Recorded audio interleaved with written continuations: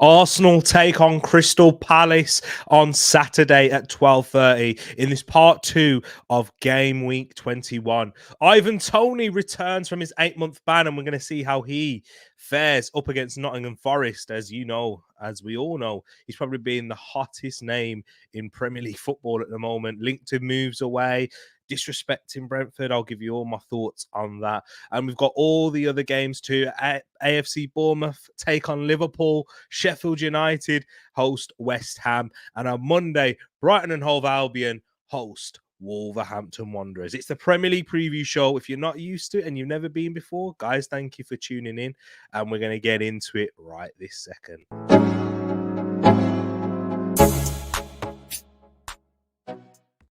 Wagwan, everyone. I hope you're doing well and welcome back to Tereak Talks. Guys, it has been a while since we have done a Premier League preview show. The first one of the year, and we are, 19 days into it. So, yeah, not a great start to the year in terms of things on the channel. But, guys, I'm glad to be here, and thank you for your patience. And those who are returning, if you're watching this live or later, I really do appreciate it.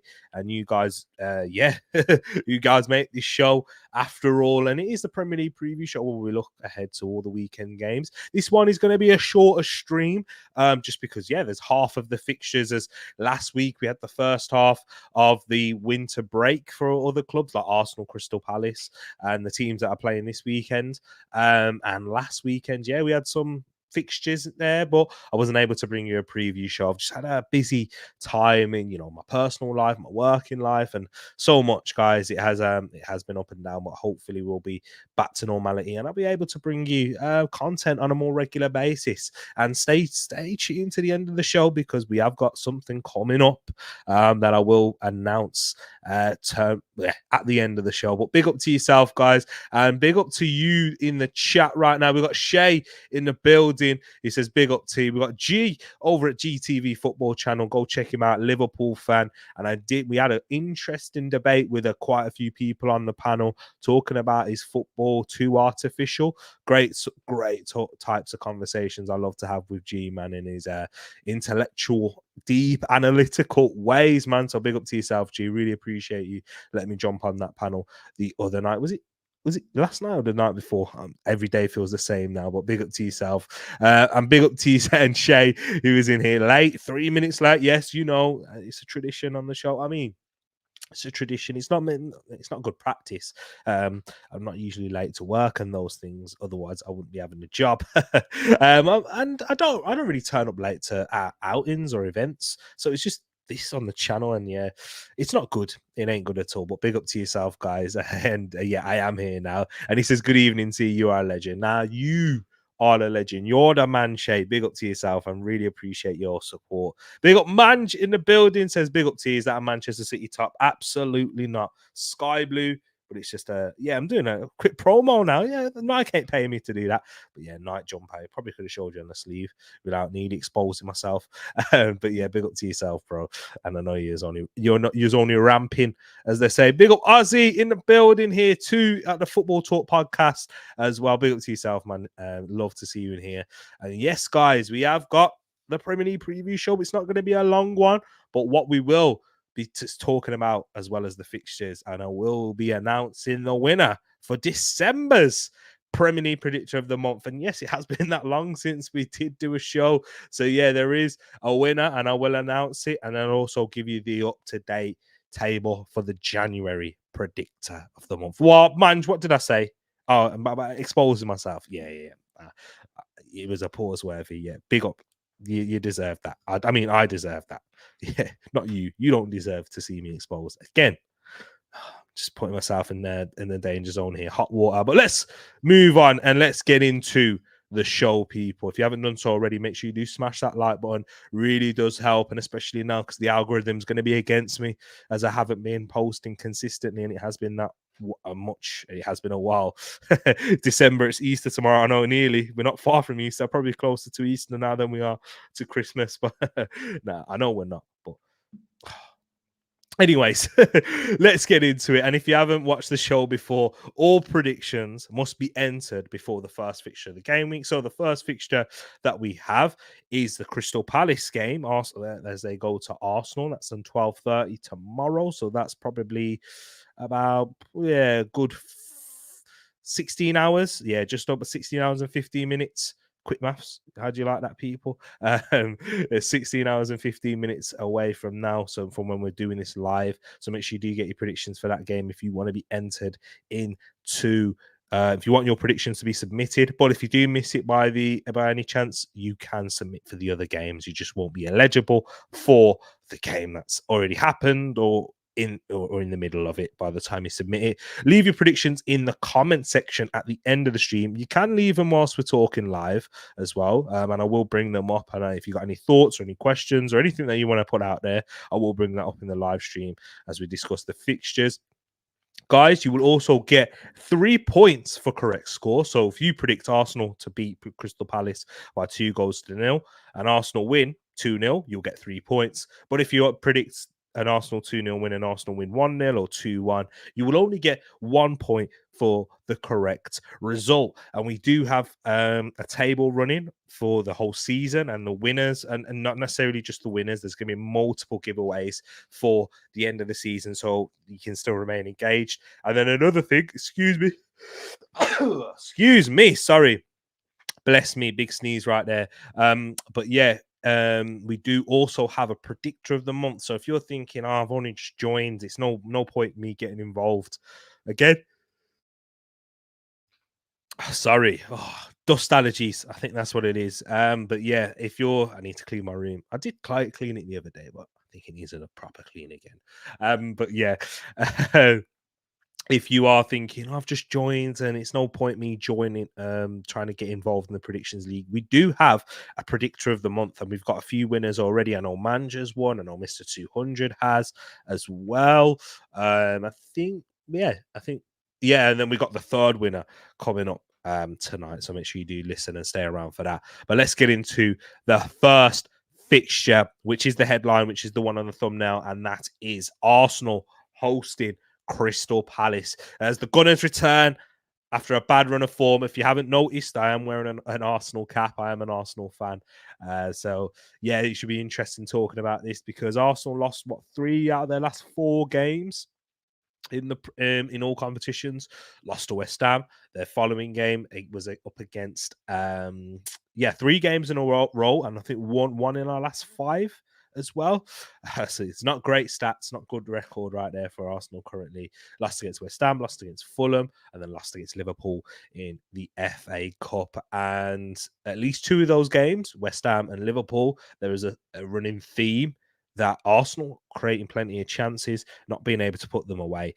And that's going to be a big eyes and attention focused on that this game tomorrow, as Crystal Palace, who also aren't in a good run of form themselves. They did manage to beat Brentford though, but lost their last game against Everton in the FA Cup, which is a replay, as they drew, was it 0-0, I believe, in the first leg. But they are not in a great run of form themselves, and Roy Hodgson's under pressure at Selhurst Park, and there's been rumours about Crystal Palace looking to get Steve Cooper, the former Nottingham Forest manager, to replace him, which has rolled up a few of the Crystal Palace faithful who feel like they should be looking for a more a better manager who's on the up, or someone who's going to be a more, when I say more progressive, someone outside of the league who's going to bring fresh ideas. Whereas we've kind of seen with Steve Cooper, he hit his limit.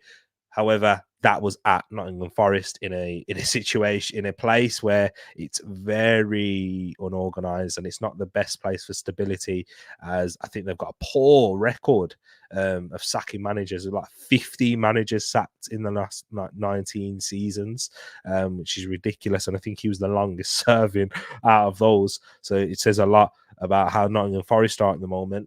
So yeah, it's probably not much of a reflection. But Roy Hodgson is still at the helm.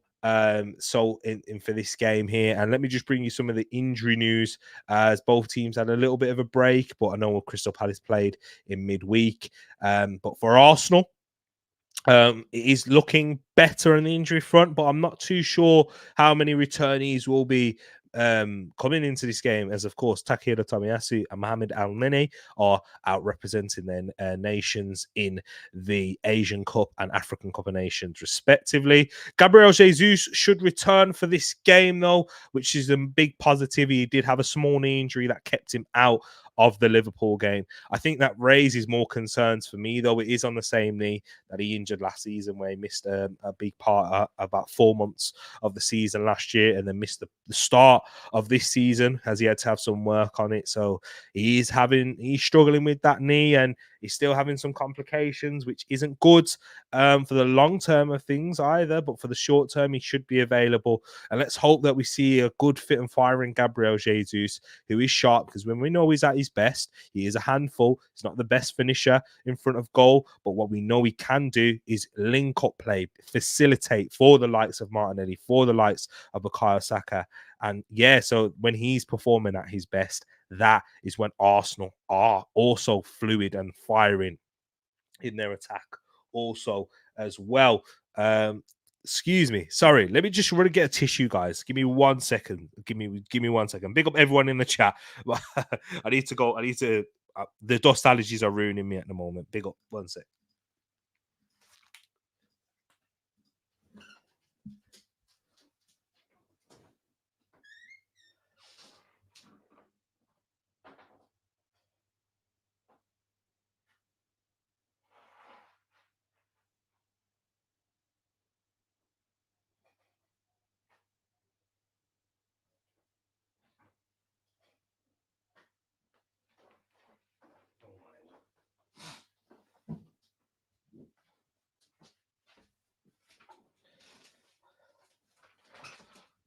I'm back, people. I'm back. Excuse me. Sorry for that. Yeah. My nose was running then, and I need to get some tissue. It's more of an emergency. So big up to you, everyone. And nice to see people tuning in as well, who's coming in.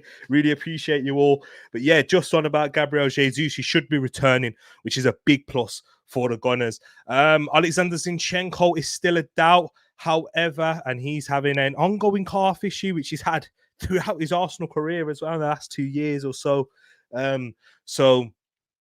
Yeah, our two left backs in Takehiro Tomiyasu and Zinchenko have struggled in that calf area, and he missed the Liverpool game due to that issue, and the Fulham one as well. But Thomas Partey, we had some good news on that. He could be returning in as soon as the Nottingham Forest game is what we heard. So that'll be big plus for Arsenal, and the same can go for Fabio Vieira, who'll be returning in the next few weeks. He's still not quite ready to be involved in training yet. And then the big one, Jurgen Timber, is as closer to a return, and Mikel Arteta spoke in the press conference saying that it is likely that we'll see him this season, as long as there's no setbacks, as he did sustain an ACL injury. We know the complications that can come with that, but it is looking better on the injury front for Arsenal. But they still have their main stars like, Ødegaard, Saka, Rice, Martinelli, and who I have put on the front of the thumbnail, and I will speak about him in a bit. But let's go through the Crystal Palace injury news, and theirs isn't looking so great. No Chet Decore, of course, with his long-term Achilles tendon injury. No Michael Elise either, who has suffered a serious injury. Well, it's more of a a knock on from his hamstring injury. They're saying it's in the thigh area, but it could be related to that hamstring injury. And then, of course, they've got no Jordan Ayew there, no Rob Holding, who is currently injured too, and Joe Ward. So it looks like the likes of Nathaniel Klein will be playing, Gay and Anderson at the back, but no Michael Elise, who has been a big plus for them since he has returned. However, the man on the front and on the thumbnail is Eberichi Eze, sorry, and he should be available, and he's their star man and someone who I love, one of my favourite players to watch in the Premier League, and that is, including Arsenal players and non-Arsenal players. So yeah, I absolutely love watching this guy play. Joy to watch how he moves with such freedom. He flows with the ball and he can create. He can score left foot, right foot. Outstanding player, linked with Manchester City. And if Arsenal went and gone and signed him in the summer, I'd be delighted with that. But yeah, I'm not sure how much he'd cost I think he signed a new deal relatively recently. Yeah, if anyone could update me on that, let me know. But yeah, I do love Erik Chieze. But in terms of this game, I have put Martinelli on the front on the thumbnail, and I have been quite critical of the Brazilian of recent weeks, especially because I have such high expectations of him for someone who scored 15 goals, our top goal scorer, with not taking any penalties at all. Joint top goal scorer with Odegaard. But for me, the top goal scorer, when you're not taking any set pieces, then I think you deserve a bit more credit for that, because it's almost all of his goals are coming from open play. What a player he is on his day, but we haven't seen anywhere near the level that he has shown in the past 12 to 18 months for Arsenal this season. So it's going to be a big return for him. And if Arsenal are going to sustain a title challenge, and if we're going to progress far in the Champions League, he's had a good season so far in the Champions League. He's been one of our better players, and he scored most of his goals this season in that competition. So we need him to have a massive second half. We need him to get back to the levels that we saw last season, get back on that scoring rate. Probably won't score 15 goals in the Premier League this season, because that means he'll have to score 13 goals in 18 games, which is, it's not impossible. We've seen the likes of Haaland do so, but it's not realistic for him. But I want to see a big goal return. Maybe can you get 8 goals in the next 18 games, 8 to 10 goals? That's going to be a big improvement. And then that will take you to 10 to 12 goals for the season in the Premier League, which is a regression in terms of what we've seen from last season. But in the context of things, it'll be a big upturn. And he's the one I really want to focus on.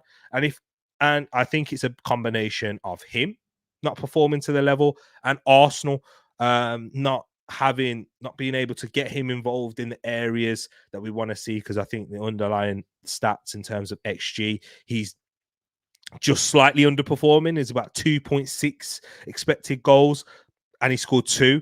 So he's in and around that figure, which shows that he's not really getting into the goal scoring opportunities that he was last season. And we need to get him closer to goal. We need to get him linking up with our left centre midfielder. We need to get a consistent and a good and high level performing left back next to him. And I don't think it will be Zinchenko. It will be Kivior, who was decent. He was okay, average against Liverpool, but it was much more of a conventional left back position than he played against Fulham, which he struggled, and why he got hooked off at after half time. So yeah, big performance from Gabriel Martinelli, but the same goes for Gabriel Jesus and Bukayo Saka too. We have to be honest; they're the ones who've underperformed here as well. But Jesus has struggled with injury, so I think that's affected his record, and he's not had as many starts as the likes of Martinelli and Saka. But I know Saka does need to improve too, but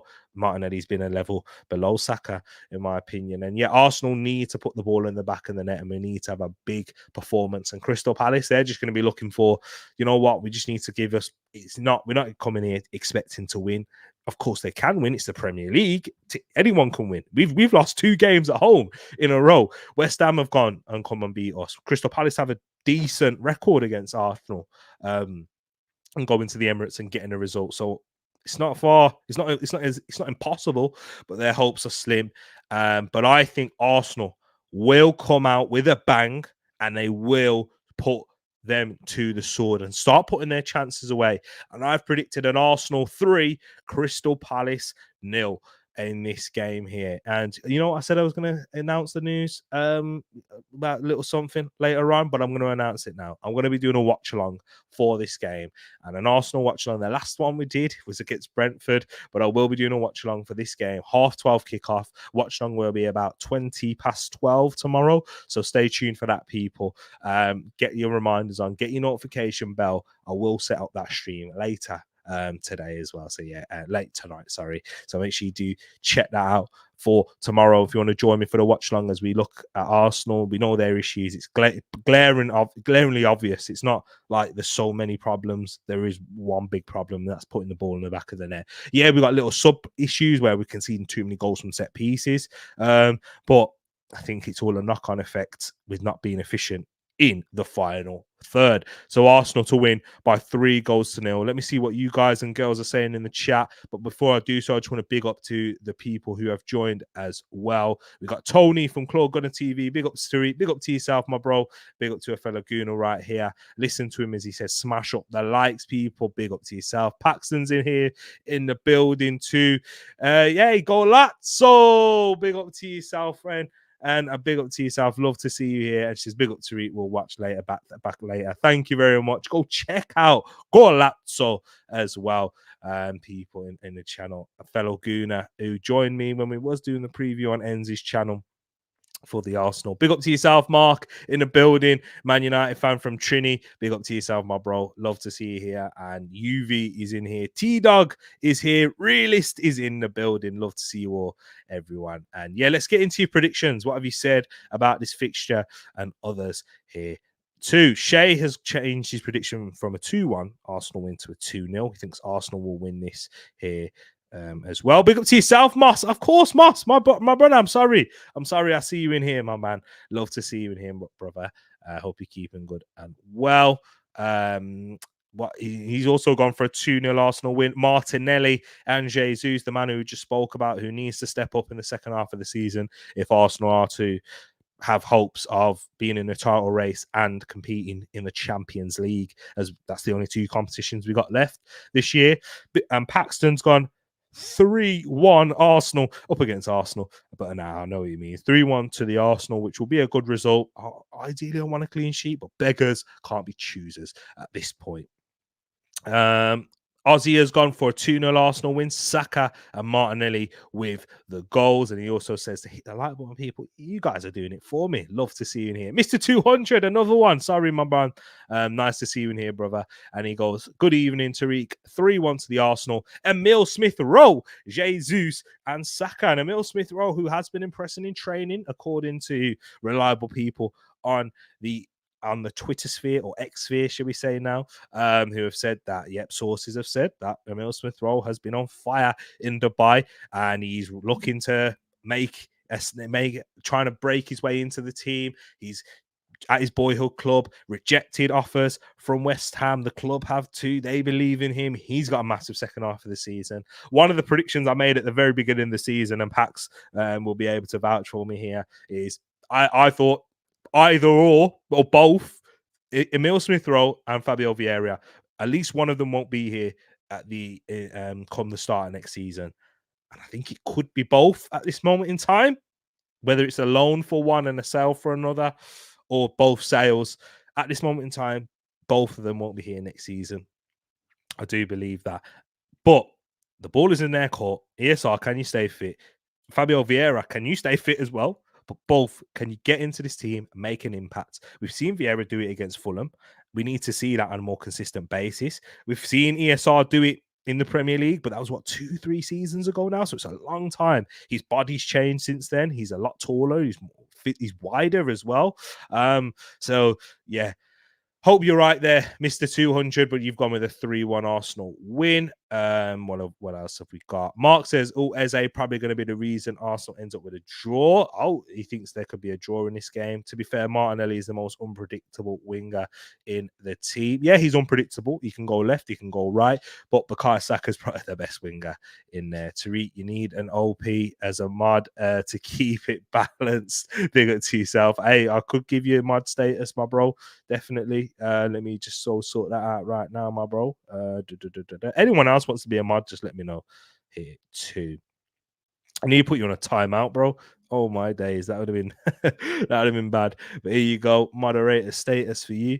UV in the building says big up Tereak, and he says, "Come on, Crystal Palace," but Arsenal will win 2-0. Sadly, he's a Liverpool fan, so he's hoping that Arsenal are going to drop points again, as though they can remain. Well, they will remain top of the league, whether Arsenal win anyway. But yeah, it's trying to keep the distance between Liverpool and Arsenal. But big up to yourself, UV. Love to see you in here. Long time, my brother. And I love that T-Dog. I love that. He says hi, and he's putting in loads of punctuation in here as well. 3-0. We shall. Yeah, he's watching my predictions here. Yes, man. I do think we will win 3-0. Like the thing, people. Listen to Mark. Exactly. Love to you all, man. Really appreciate you. Early morning watch long, 6:30 a.m. over there in Canada. Woo! That is going to be early for you, man. That is hella early. I'll be doing a watch along here as well, bro. So yeah, I'm not sure if you're planning on doing one. He's mad early, but I'll do one as well, so you can still interact and stuff, and without needing to get out of your bed, of course. But yes, people, let's move on now into the next fixture, as it is Liverpool. UV's in here, Liverpool fan, as they travel away to high-flying Bournemouth, who have been good of late. I think they've lost one in their last 7, and that was against Tottenham in their last game in the Premier League. So they've been excellent of late. And, again, Pax, if you're here, I'm going to be banging on that drum of Andoni Iraola. I trusted him. Poor start to the season, but he's managed to turn things around in an exceptional way. Their injury list and absentees is quite long, as they have no Antoine Semenyo or Dango Utara as well, who are out in the African Cup of Nations for their respective countries. No Tyler Adams still, no Hamed Traore, who is suffering with illness, and I think, was it malaria he caught? He's caught a serious illness, at least I know. They will not have Marcos Senesi as well, who picked up 5 yellow cards, and he won't be available for this fixture. He's a big player for them at the back. No Milos Kerkez for this game, potentially. It could be. Milos Kerkez had a knock, but he might have recovered by then. Lloyd Kelly's been back in training, so he could be available. And Lloyd Kelly's attracted a lot of interest from Spurs, AC Milan, all over the world. Not many people be like, whoa, who's this, brother? We haven't really seen him, at least perform in the Premier League. But yeah, they've got quite an extensive injury list, but so do the Reds, who have big player out. Big player out. I'm saying it like I'm in Italian. A bigger player out. In Trent Alexander-Arnold, who has hyperextended his knee. He did it against Arsenal, and he's out for 3 weeks. He may be back for the Chelsea game, but he's not going to be available for this one. Of course, no Mohamed Salah, who picked up a hamstring injury, but he's out in AFCON anyway, representing Egypt, so he wasn't going to be available for this game anyway. And the same goes for Wataru Endo, who's out there representing Japan. No Dominic Szoboszlai, who is progressing well. He's back in the pitch, but he's not going to be available for the game against Bournemouth. Andrew Robertson, he's getting closer, but he's not going to be fit for this one. And the same goes for Kostas Tsimikas here too. Thiago Alcantara, he's getting there, but he's still got a long way to return. And the same goes for Stefan Bajcetic and no Joel Matip. So the injury list for Liverpool is getting long and extensive. And what I will say about this game for Liverpool is it's a tough fixture away from home against an informed team, a team that's well drilled, up against good players like Dominic Solanke, Alex Scott, Philip Billing. I shouldn't call him Philip Billing anymore. He just wants to be called as Philip. A very good and well drilled team. And Liverpool, you're the title you're the team in the lead at the moment. You're the ones taking charge. 3 points is massive. If Liverpool can get through this period, remain top of the league, that is a serious jump, and that it means I think if Liverpool get past the Arsenal game on the 4th of Feb, still top of the league, Mohamed Salah's back and he's fit. Trent Alexander-Arnold's back and he's fit as well. And as long as the other key players like Alisson, Van Dijk remain fit too. And Dominic Szoboszlai comes back into the team. So if they get players returning from injury and they're still top of the league after the Arsenal game, I think they're the favourites to win the league then. Of course, Man City, they've got Kevin De Bruyne back and they're purring at the moment. And we saw that great comeback. And I thought they performed excellently, even with those 2 goals conceded that were excellent from Newcastle United. Wonderful finishes, but I thought they were fantastic. Liverpool, mentality monsters. Can you go and grab a win here? Massive. It would be huge if you can grab a win away at Bournemouth. However, I don't think you will. But I don't think you're going to lose either. So I've gone with a 2-2 draw.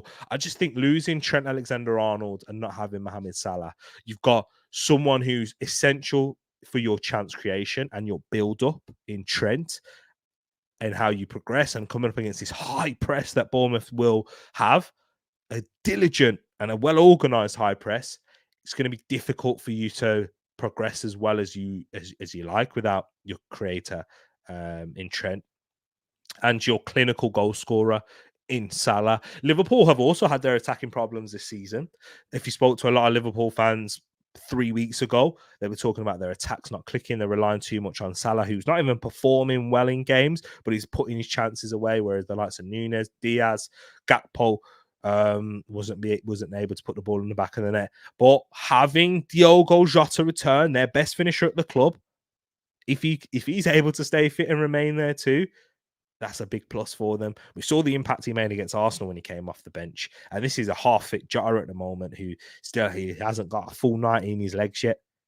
If he can get there and remain fit, they are a serious team. I mean, we know there's issues and their deficiencies in midfield and defensively. They let a lot of chances on their goal. But with a keeper like Alisson, defenders like Van Dijk and Konate in the form that they're in, sky's the limit. Liverpool in all 4 competitions as well, semi-finals of the Carabao Cup, into the round of 16 for the Europa League, and also in the FA Cup progressed there too. And they will face, Norwich, their favourite team. Luis Suarez is favourite in particular. Yeah, mentality monsters. And if they win this game, hey, that's going to be even bigger result. They did lose this game last season, but yeah, they lost to quite a few teams last year. But let's see your thoughts in the chat, guys. Shay has gone with a Bournemouth 2-1 win. Indeed, that'll be a big for Arsenal and a blow for Liverpool. Not a knockout blow, but a blow to their title hopes. This will be a tough game, says UV. I think we'll win Nunes and Jota by 2-1. Nunes did score a fantastic goal against Bournemouth in the Carabao Cup in those windy and wet conditions. But Jota and Nunes, that would be huge if he was able to get the 3 points. But Trent and Salah are 2 best creators. I forgot Salah's creation too, not just his goal scoring ability. T-Dog, Liverpool 2-0. Nunes with a brace. Our lineup will mostly be Alisson, Bradley, so young right back there. He performed well against Fulham, I do believe. Van Dijk, Konate, Van Dijk, Gomez in at left back, McAllister, Jones, Elliott, Nunes, Jota, Diaz. Not your strongest team at all, and missing some huge players there, but you've also got some key players. Curtis Jones, what midfielder he's been this season. Bournemouth 1, Liverpool 1, says Mr. 200. 1-2-1 Liverpool, says Moss, with Gakpo, Jota with a goal, and Solanke for the Cherries. Ozzy says tricky game. 2-0 to Liverpool. Diaz and Gakpo with the goals. What about my correct score? The United versus Spurs. Did you submit them last week? Did you? Did you? Oh my days! I needed to add those as well. Sorry, guys. you've just brought that up for me. Thank you. I think Bournemouth and Chelsea game worry me more than Arsenal away. Hey, UV, why is that? I would like for you to explain on that, if you don't mind. Isn't Salah their best creator this season? Yep, in terms of assists, but Trent Alexander-Arnold is the person who gets it going, not in terms of assists, Mark. Just playing breaking the lines. Look at the goal that they scored against us, Arsenal.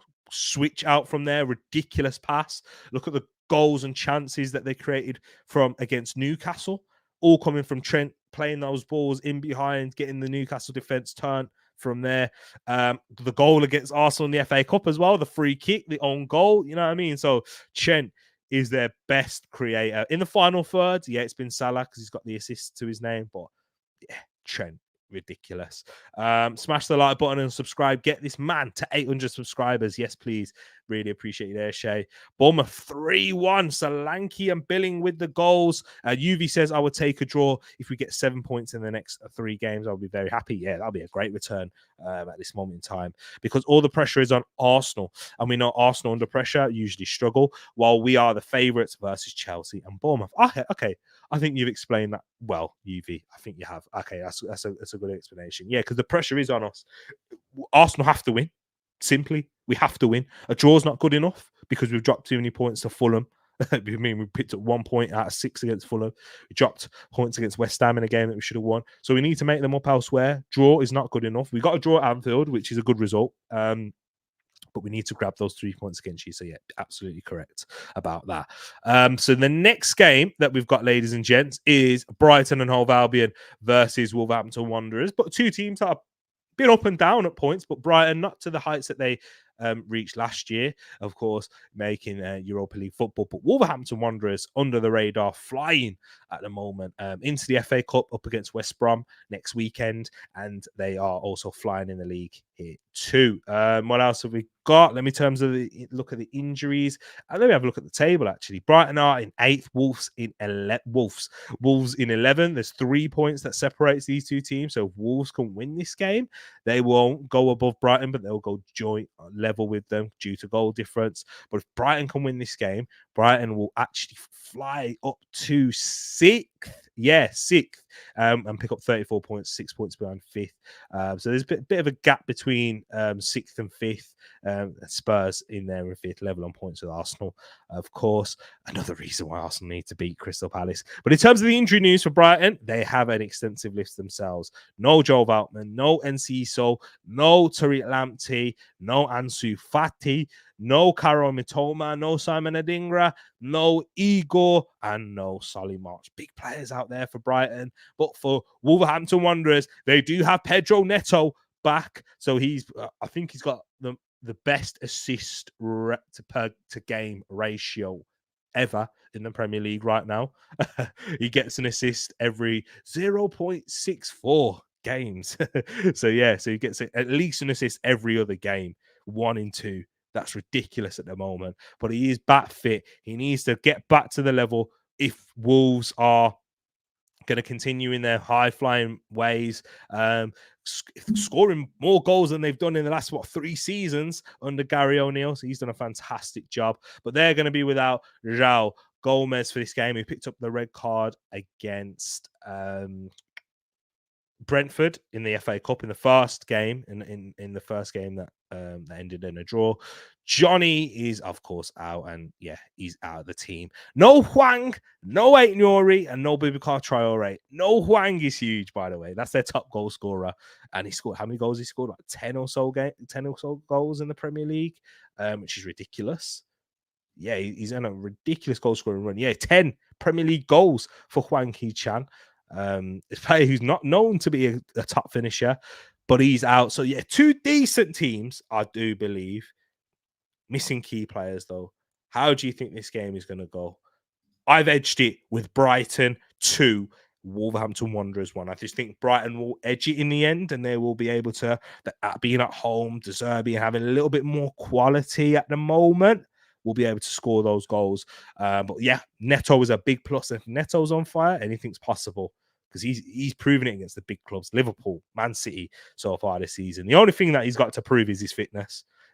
Pedro Neto is on a ridiculous level. One of the best wingers in the Premier League, easily, but he just can't stay fit. I think area that he needs to improve, he needs to score more goals. That's true. But creatively, and what you want from a winger, 1v1, left foot, right foot, can play on both sides. Outstanding footballer, Pedro Neto. But yeah, needs to stay fit, needs to prove his fitness, and yeah, stay fit, remain to the end of the season. Liverpool, Arsenal, many clubs interested in him. And yeah, if he can stay fit, I'm sure he'll get that summer move else to another Premier League team, probably. And Liverpool fans, Juve, he is an Arsenal fan and a big Arsenal fan at that. Let's have a look at your predictions in the chat, guys. What have we got here? Brighton and Wolves will be a good game to watch. I think Brighton will win 2-1, says UV. Ansu Fati is not back. Neto will cause Brighton big problems. Yeah, indeed, I do agree. And isn't Mitoma at the Asia Cup? I do believe he is, but he's also injured as well, Mark. So yeah, I think they did take him, but he's injured too. So it's a bit like Salah at the moment, unavailable in every way possible. Shea's gone for a 2-1 Wolves win, though. Yeah, Wolves doing okay. Goals really was a problem for them, says Realist. Absolutely. They're doing really well. I think, what you got to take into consideration, Real, is that people thought that they were going to get relegated. I predicted them to finish just outside of the relegation zone, but they're well above that and they're well clear, and they're definitely going to stay up.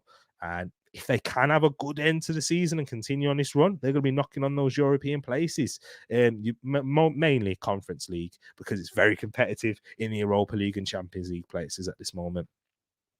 Is that a 2-1 win that you gone for there, Mark, for Wolves? Since Pep called him the Korean guy, he has been brilliant. I know when he scored against Man City after he called him the Korean guy. Pep said some pretty weird things in it about nationalities and race. What did he say in a press conference about his son? He goes to school with black people, with Indian people, with normal people. Yeah, he's a bit. I know English is his second language, so I'm not going to get onto him too much. But yeah, it's just very weird. Wolves 3-1, says Shay. Hit the like button if you like football and subscribe. Yes, T-Dog, hit that like button if you like football and subscribe if you haven't done so. Moss has gone for a 2-1 Brighton win as well.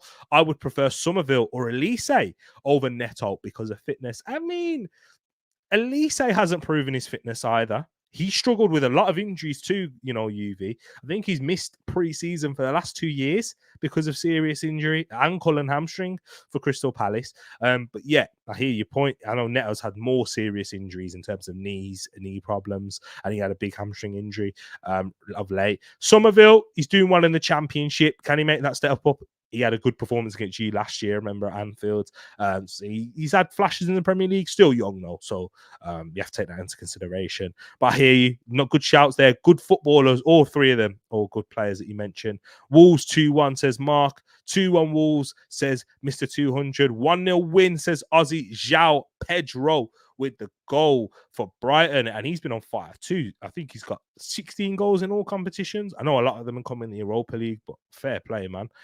Pep Spanish, what do you expect? Exactly. I know what you mean in terms of that as well, Mark. I know what you mean. Elise and Neto both need to prove themselves. Let's be honest. Yeah, absolutely. They've got the quality to play in these top Premier League teams or top teams around Europe, but they just need to stay fit. That's what they need to do. And let's move on now into the penultimate game, which is the return of Ivan Toney. Brentford take on Nottingham Forest. I'm sure everyone will be keeping an eye on this in some way, somehow. Maybe you're not watching it live, but you'll be keeping up with it in terms of the goals in the game, at least, to see if Ivan Toney scores. I'm definitely going to be watching it as an Arsenal fan who is in the Toney brigade. I am in the Toney hive. I do want Arsenal to sign Ivan Toney in the summer. I want us to sign him over Victor Osimhen, not because I think, he's got a higher ceiling or anything like that. I mean, I think he's an all-round better footballer, Premier League proven, 28 years of age, yeah. Mate, how he comes back from the ban, those things there, little red flags. But for me, quality footballer. He would be fitting like a glove with this Arsenal team, how he facilitates for his wide men. Look how he plays with Brian and Buemo. Look at imagine him doing that with Bukayo Saka, with Gabriel Martinelli. Come on, man. If we do get another winger, if it is a Pedro Neto, being a box presence too, scores goals, left foot, right foot, header, outside the box, penalties, free kicks, you can name it. Ivan Toney. Get him in at Arsenal. But he's going to be playing for Brentford, and I do think he will be playing for Brentford until the remainder of the season. Price is a big factor too. If it's 80 million, I don't want to touch that. I'm not paying 80 mil for a 28-year-old. Not any 28-year-old, unless you Ronaldo or something like that at 28. But nah. Ivan Toney, get him in. 12 months left in his contract in the summer too. Yeah. But people have been speaking about a lot of he's been disrespectful to Brentford. Come out in a few interviews recently talking about being open to a move, and if the right club comes, right offer, everything will work itself in the background. So he's not ruling out and staying loyal to Brentford in this time where they supported him and they still continue to support him. But people, Brentford aren't going to care about that. They don't care what comes out of his mouth. He literally said F Brentford. Yeah. And they're still playing him. Do you know why? Because the man scores goals. The reason Brentford are in the Premier League right now is because of Ivan Benjamin, Elijah Toney. 32 goals, which was the record in the Championship at that time until Mitrovic broke it the season after.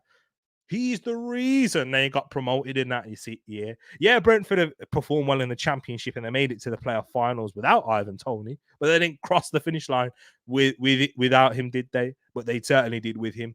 First season in the Premier League, scored about 6 goals, but performed well. Took a lot of plaudits in that first game. Bullied Benjamin White. Watching Arsenal. And he's the only player I've seen William Saliba struggle for a whole game against. Only player. Only one player has done that to William Saliba. Haaland, see you later. See ya. Haaland, who else? Nunes, see ya. Only Ivan Toney, really had a great game against William Saliba. Quality footballer. Tell me I'm wrong. Please do, if you think I am, because I love to talk about it. But with all the disrespect and that, all the disrespect talk, they love him. The fans love him. Thomas Frank loves him. And he's wearing the captain's armband tomorrow because he leads by example. Actions speak louder than words. Get the man in at the club. Nice kick about with the boys. I remember that. And Arteta does too. And so did Gabriel Magalhaes. But if they were teammates, hey, that'd be great. And then Arsenal have a goal scorer and a facilitator, have a higher level, and with a point to prove. Because people don't think he can do it at that level. We'll have to wait and see. But yeah, Ivan Toney returning, and that's the big news, and that's all the talk around this game, and that's going to be all the eyes upon him. How do I think the game is going to go? And then before I do give you that, I'll give you a quick injury news, because Brentford's injury list is why they're performing so bad this season. Well, not to the level that they've been shown in the past 2 seasons. No Rico Henry, no Brian Mbeumo, no Aaron Hickey, no Kevin Schade, no Christopher Ajed, either no Johan Vissa, no Frank Onyeka, no Saman Godos, and no Christian Norgard. I can name you Rico Henry, Brian Mbeumo, Aaron Hickey, Christopher Ajed, and Christian Norgard. 5 players that are integral for Brentford. And I'm not saying just 5 players in the starting 11. No, 5 players that they build this team around, and Thomas Frank has built this success upon. And they're not playing. Just under half of his starting 11. Actually, just half of his outfield players not available for this game. So that's why they've struggled. And with no Ivan Toney too, of course. But Ivan Toney will make a difference. But will he make enough of a difference to get the result against a good Nottingham Forest team who's been performing well under Nuno Espirito Santo?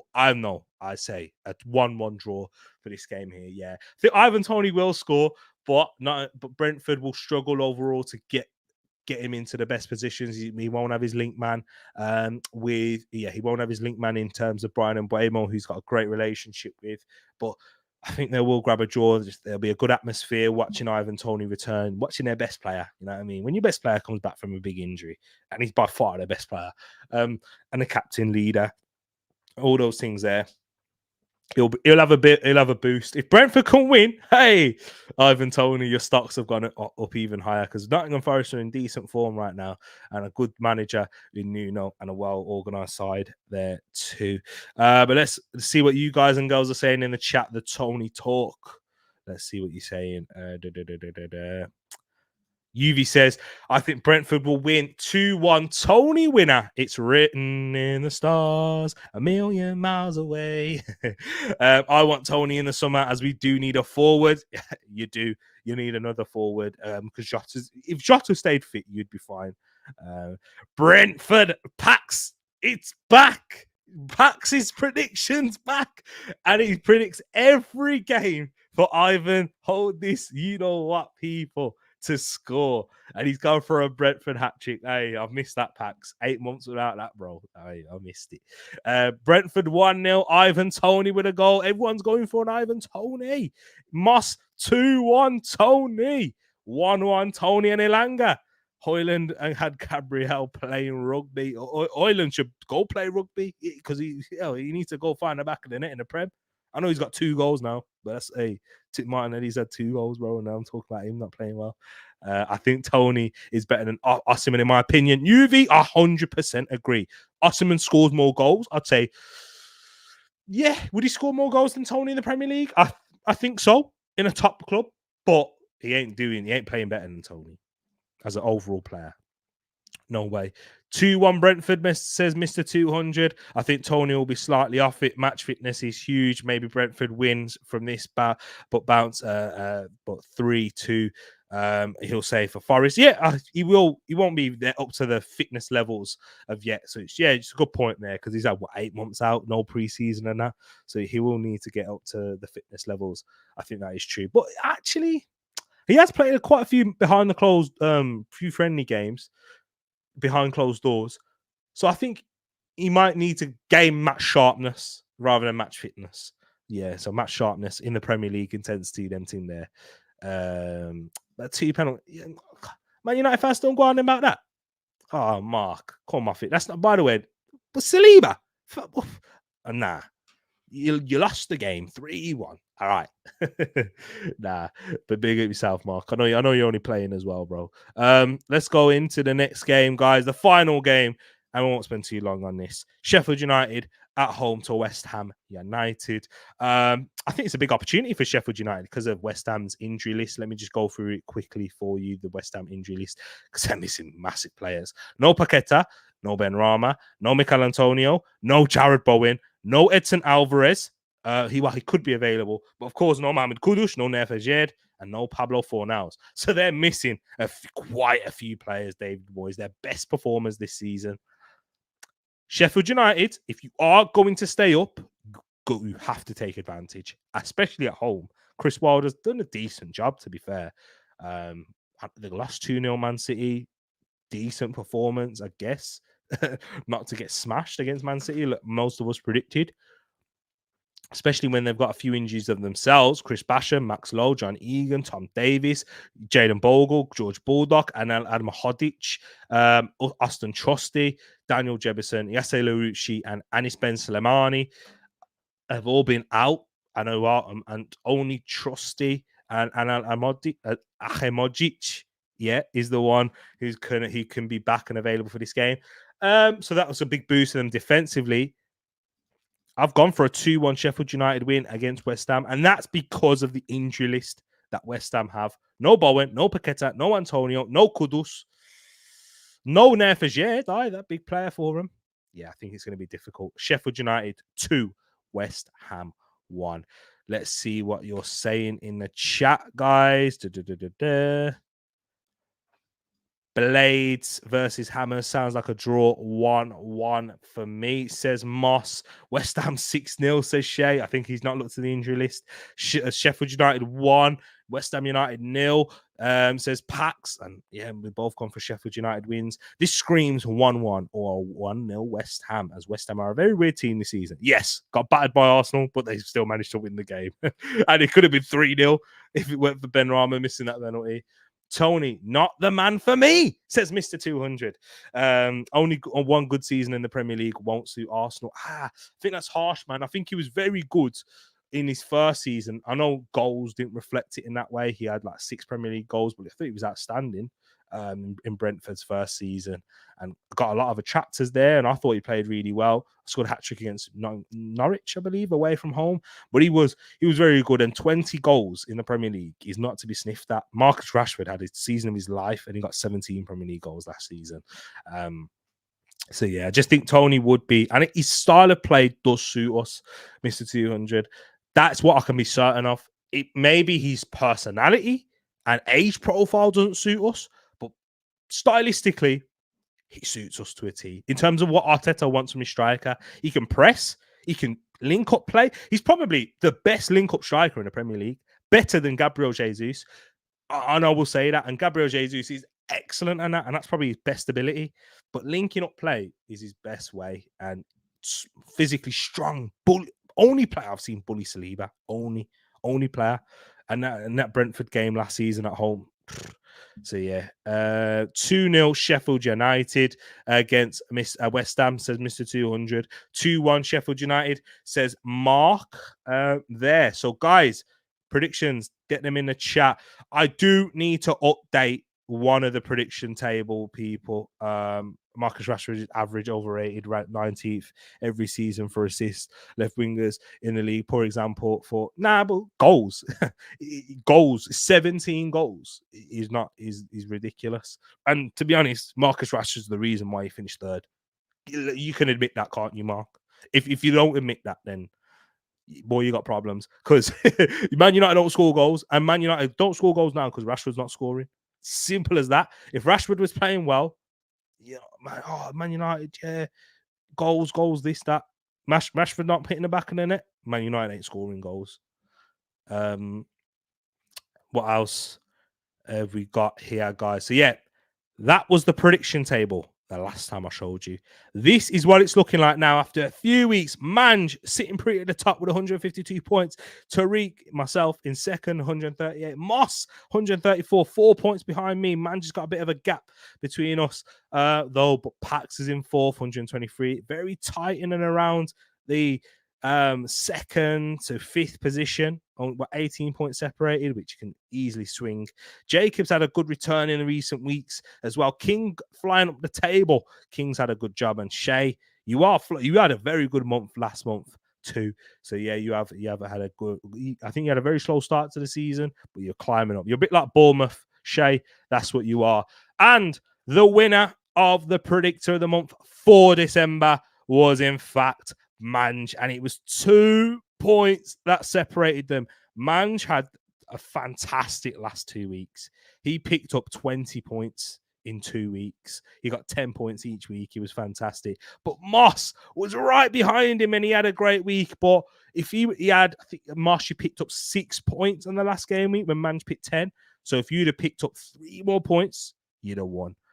So yeah, unlucky, man, but well done to Mange. You are the winner of the predictor of the month for December. I do need to update this table, but that was the predictions for for the part one. So last week, first half of the game week. So yeah, Jacob is top, Mange second, Shay third. But I will update that for you for next week's show, people. So don't take that for gospel. But the big up to Mange for predictor of the month. We'll get in touch with you for your prize there. And Moss very close. And Mr. 200 was in third there too. Guys, that wraps up the Premier League preview show. I said it was going to be a short show. It's probably just as long because you know what I do. You know how I do, people. You know I like to chat enough and chat long. But big up to yourself, guys. Every time you do Tereak, I'm getting correct scores. You got correct scores, bro. Yeah, you did get correct scores. Wow, how does the point score? So it's 3 points for correct score. So if you predict Arsenal to win 3-1 and Arsenal win 3-1, you get 3 points. But if Arsenal just win and it's 2-1, 1-0, any other way, you get 1 point. So that's how it counts.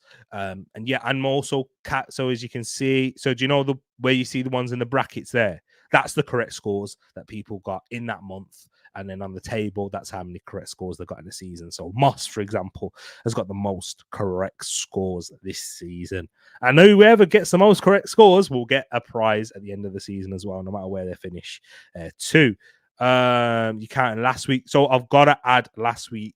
Yeah, I did add a few of them, but I didn't see yours. Did you? If you put them in the predictions tab on Discord, and if you want to join the Discord server, people, the link.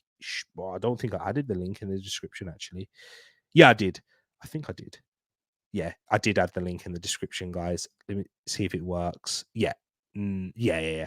The link is in the description if you want to join the Discord server. If you want to put your predictions in there or get chatting, I'm going to make it a little bit more lively in there as well, guys, in the next couple of weeks. I know you missed the last 2 weeks, my bro. I know. So you did really well to finish third whilst missing the last 2 weeks, to be fair. I sent those two. I had Spud United, two correct. Okay, I will address the January one. But the December one, that's final, that's confirmed, that's correct. The January one, it will get fixed for next week's show. So yeah, the only one that you can really go off is the December one. That's all I did and totaled correctly too. So people, I'm going to love and leave you. Thank you for joining me. Thank you for this Premier League preview show. It has been a while. I will be back again tomorrow, 12:30, for the Arsenal versus Crystal Palace game. It'll actually be 10 minutes before that. So join me at 12:20 for that one here. 12:20 in the UK. People, if you want to join me, give me your thoughts, pre-match thoughts. I know some of you don't you like to tune in before the game, halftime, and after the game. Feel free to do that. But if you want to watch it with me here too, you know what you can do, people. We can talk about the game, interact, you know the rest. But love to you all. Thank you for joining me. It has been a while and I have missed you guys, and I will be back again tomorrow. Love to you all, and we're out. Peace. Trying to find the outro or the intro. Take care, my people.